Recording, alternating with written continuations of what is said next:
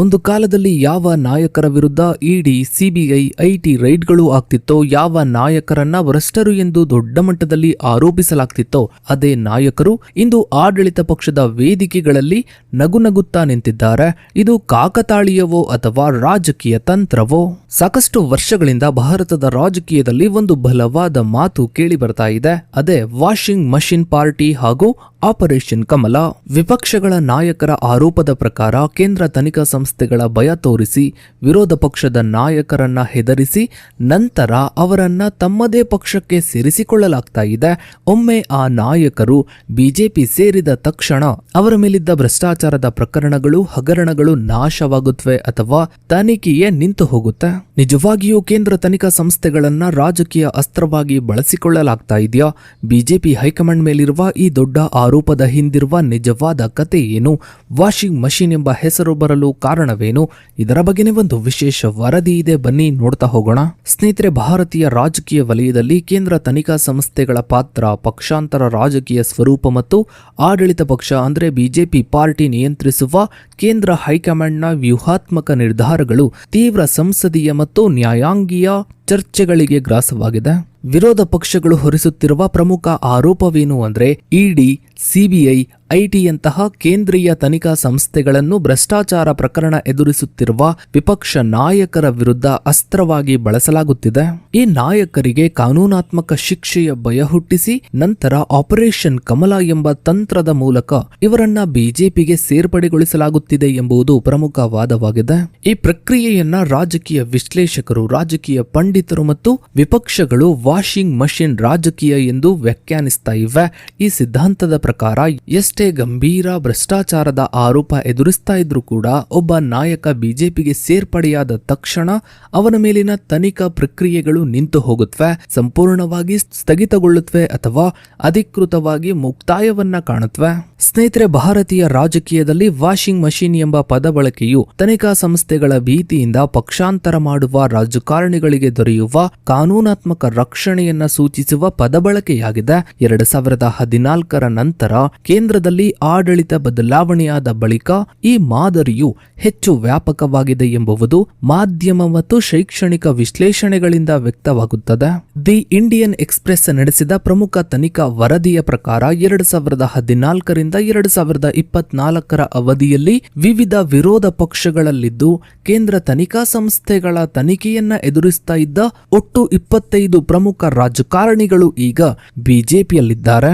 ಈ ಪೈಕಿ 23 ನಾಯಕರಿಗೆ ಪಕ್ಷಾಂತರದ ತಕ್ಷಣವೇ ತನಿಖಾ ಪ್ರಕ್ರಿಯೆಗಳಿಂದ ಗಮನಾರ್ಹ ಸಡಿಲಿಕೆ ದೊರೆತಿರುವುದು ದೃಢಪಟ್ಟಿದೆ. ಇದರಲ್ಲಿ 3 ಪ್ರಕರಣಗಳನ್ನು ತನಿಖಾ ಸಂಸ್ಥೆಗಳು ಸಂಪೂರ್ಣವಾಗಿ ಮುಕ್ತಾಯಗೊಳಿಸಿದ್ದಾರೆ. ಉಳಿದ 20 ಪ್ರಕರಣಗಳು ಯಾವುದೇ ಪ್ರಗತಿ ಇಲ್ಲದೆ ಸೈಡ್ ಲೈನ್ ಆಗಿ ಮೂಲೆ ಗುಂಪಿಗೆ ಸೇರಿವೆ. ಕೇವಲ 2 ನಾಯಕರ ಪ್ರಕರಣಗಳಲ್ಲಿ ಮಾತ್ರ ಪಕ್ಷಾಂತರದ ನಂತರವೂ ತನಿಖೆ ಆಗ್ಲೋ ಈಗ್ಲೋ ಅನ್ನೋ ರೀತಿಯಲ್ಲಿ ಮಂದಗತಿಯಲ್ಲಿ ಸಾಗ್ತಾ ಇದೆ. ಈ ಅಂಕಿಅಂಶಗಳ ಆಳವಾದ ವಿಶ್ಲೇಷಣೆ ರಾಜಕೀಯ ಅಧಿಕಾರ ಮರುಹಂಚಿಕೆ ಹಾಗೂ ಕಾನೂನು ಪ್ರಕ್ರಿಯೆಗಳ ನಡುವಿನ ನಿಕಟ ಸಂಬಂಧವನ್ನ ಎತ್ತಿ ತೋರಿಸುತ್ತೆ.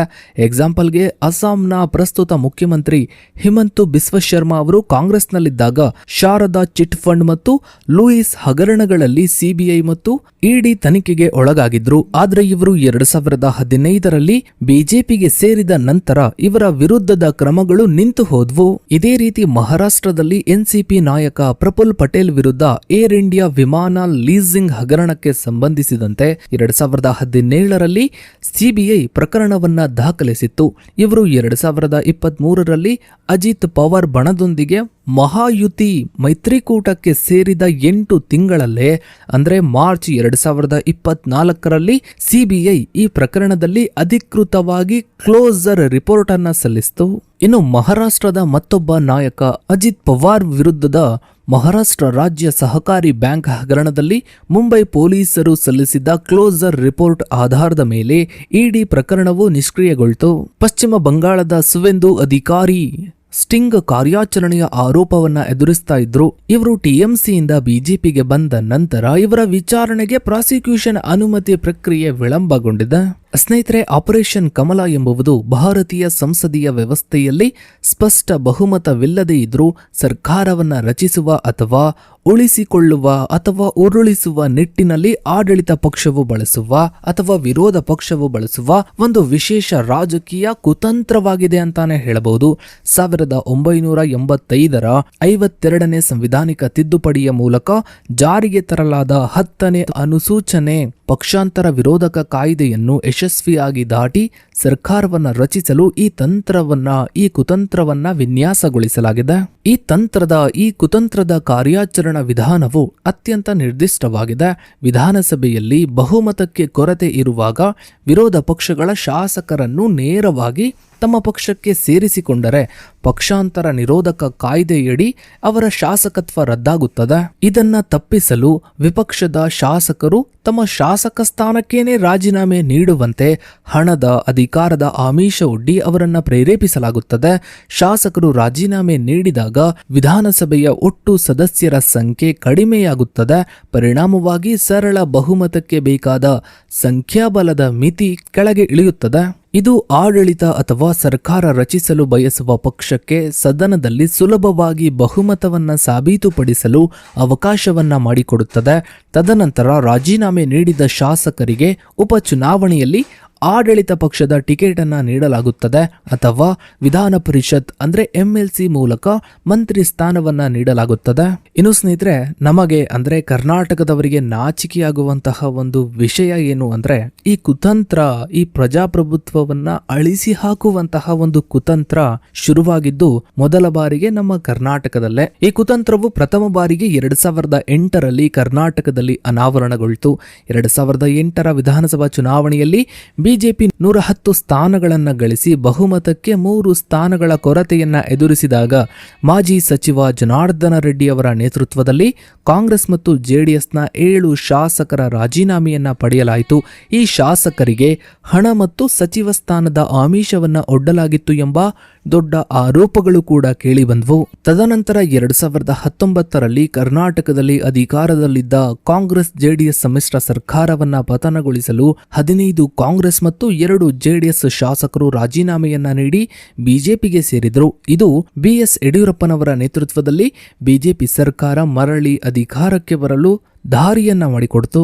ಇನ್ನು ಕರ್ನಾಟಕದ ಈ ಒಂದು ಕುತಂತ್ರ ತದನಂತರ ಭಾರತದ ಇತರ ರಾಜ್ಯಗಳಿಗೂ ವಿಸ್ತರಿಸಲ್ಪಡ್ತು. 2020ರಲ್ಲಿ ಮಧ್ಯಪ್ರದೇಶದಲ್ಲಿ ಜ್ಯೋತಿರಾದಿತ್ಯ ಸಿಂಧಿಯಾ ಮತ್ತು ಅವರ ಬೆಂಬಲಿತ 22 ಶಾಸಕರು ಕಾಂಗ್ರೆಸ್ಗೆ ರಾಜೀನಾಮೆಯನ್ನ ನೀಡಿ ಬಿಜೆಪಿಗೆ ಸೇರಿದಾಗ ಕಮಲ್ನಾಥ್ ನೇತೃತ್ವದ ಸರ್ಕಾರ ಪತನಗೊಳ್ತು.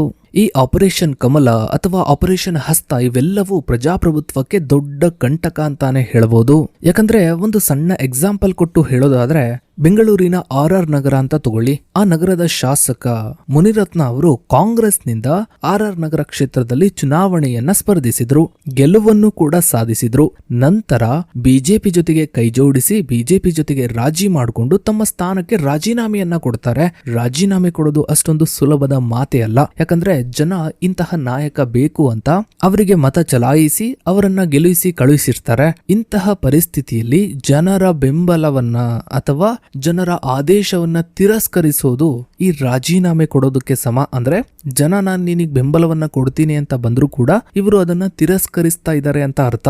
ಆದ್ರೆ ಇಲ್ಲಿ ವಿಪರ್ಯಾಸ ಏನು ಅಂದ್ರೆ ಇವರು ರಾಜೀನಾಮೆ ಕೊಟ್ಟ ಬಳಿಕವೂ ಬಿಜೆಪಿಯಿಂದ ಟಿಕೆಟ್ ತಗೊಂಡು ಮತ್ತೆ ಅದೇ ಕ್ಷೇತ್ರದಿಂದ ಸ್ಪರ್ಧಿಸಿ ಮತ್ತೆ ಗೆಲುವನ್ನ ಸಾಧಿಸ್ತಾರೆ ಅಂದ್ರೆ ಜನರ ಮನಸ್ಥಿತಿ, ಮತದಾರರ ಮನಸ್ಥಿತಿ ಯಾವ ಲೆವೆಲ್ಗೆ ಇದೆ ಅನ್ನೋದನ್ನ ಅರ್ಥ ಮಾಡ್ಕೋಬೇಕು.